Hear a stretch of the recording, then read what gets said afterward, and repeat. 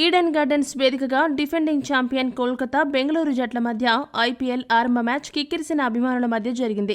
అంబరాన్ని తాకే సంబరాలతో ఈ season IPL సమరం ప్రారంభం కాగా మొదటి మ్యాచ్లో ఆర్సీబీ జట్టు విజయం సాధించి ఆరంభాన్ని ఘనంగా ప్రారంభించింది. ఇక మ్యాచ్ అనంతరం బెంగళూరు కొత్త కెప్టెన్ రజత్ పాటీదార్ మాట్లాడుతూ ఏమన్నాడంటే, మొదటిసారి ఐపీఎల్లో ఒక జట్టుకి కెప్టెన్సీ చేయడం చాలా ఆనందంగా ఉంది. అందులోనూ బెంగళూరు లాంటి అత్యధిక ఫ్యాన్ బేస్ ఉన్న జట్టుకి నాయకత్వం వహించడం చాలా బాధ్యతతో కూడుకున్న అంశం.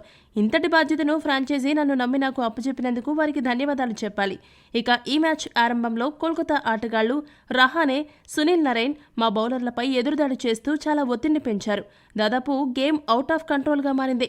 అయితే ఇలాంటి సమయంలో స్ట్రాటజిక్ టైమ్అవుట్ సమయంలో కోహ్లీ కొన్ని కీలక సూచనలు చేసి నాలో అలానే జట్టులో ఉత్సాహాన్ని నింపాడు.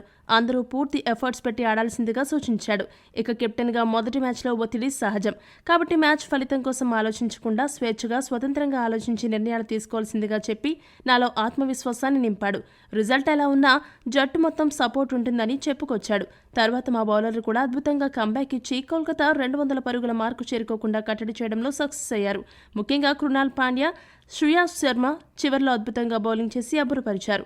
మమ్మల్ని తిరిగి మ్యాచ్లోకి తీసుకొచ్చారు. ఇక కోహ్లీ, ఫిల్ సాల్ట్ అద్భుతమైన ఆరంభం ఇవ్వడం కూడా జట్టు గెలుస్తుందనే నమ్మకాన్ని పెంచింది. నేను కూడా మంచి బౌలింగ్ మార్పులు చేయగలిగాను, బ్యాటింగ్ బాగా చేశాను.